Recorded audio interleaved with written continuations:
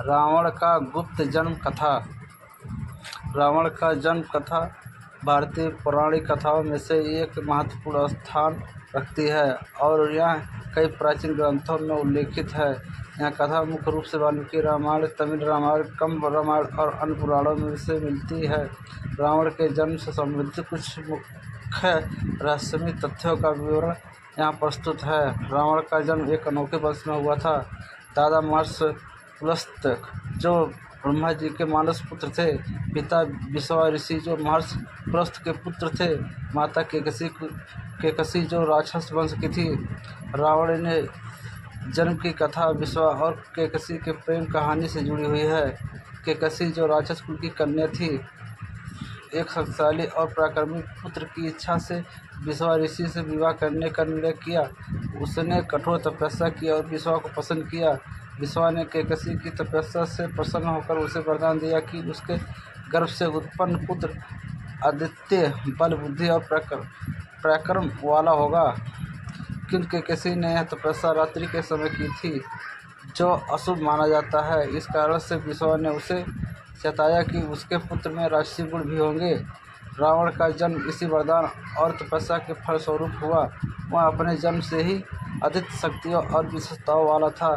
उसकी माँ केकसी ने उसे राक्षसी गुणों से भी परिचित कराया, जो उसे और अधिक बलशाली बना सके। कुछ कथाओं के अनुसार रावण के 10 सिर और 20 भुजाएं भी एक प्रतीकात्मक अर्थ रखते हैं। यह उसकी 10 दिशाओं में फैली हुई विद्वता और शक्तियों का प्रतीक है। 10 सिर रावण की असाधारण बुद्धि और ज्ञान को दर्शाते हैं, जबकि 20 भुजाएं उसके आध्यात्मिक शक्ति और युद्ध कौशल को दिखाती है।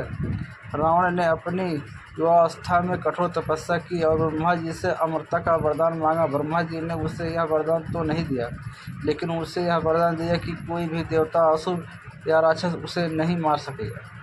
हालांकि मनुष्यों और वानरों को इस वरदान से बाहर रखा गया।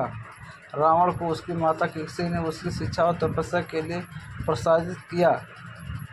उसने वेदों और शास्त्रों का अध्ययन किया और अनेक विद्याओं में निपुण किया।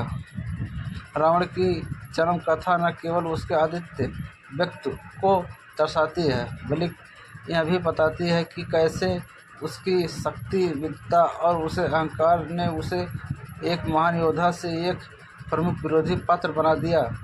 उसकी गाथा आज भी एक महत्वपूर्ण सीख और प्रेरणा का स्रोत है, जो अच्छाई और बुराई के बीच के संघर्ष को दर्शा